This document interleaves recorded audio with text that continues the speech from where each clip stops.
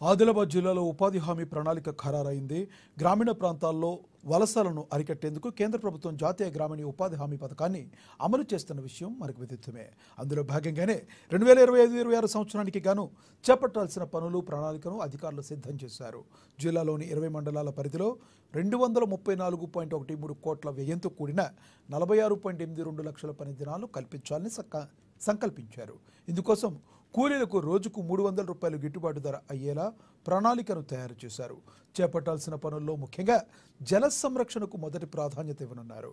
వర్షపు నీటిని సంరక్షించి భూగర్భ జలాలను పెంపొందించేలా ఇంకుడు గుంటలు, వాటర్ షెడ్లు, చెక్ డ్యాంలు, చెరువుల్లో పూడిక తీత, పంట కాలువలు, నీటి కుంటల నిర్మాణాలు చేపట్టనున్నారు.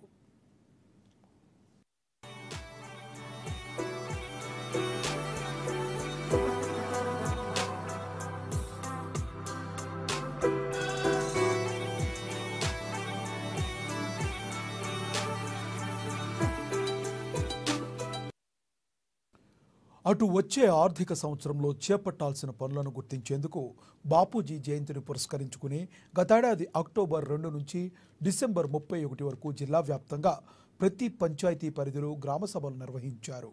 ప్రజలను భాగస్వాములు చేసి చేపట్టాల్సిన పనులను అప్పుడే ఎంపిక చేశారు. మొత్తానికి ఉపాధి హామీ పనుల్లో కూలీలు నిమగ్నం కానున్నారు.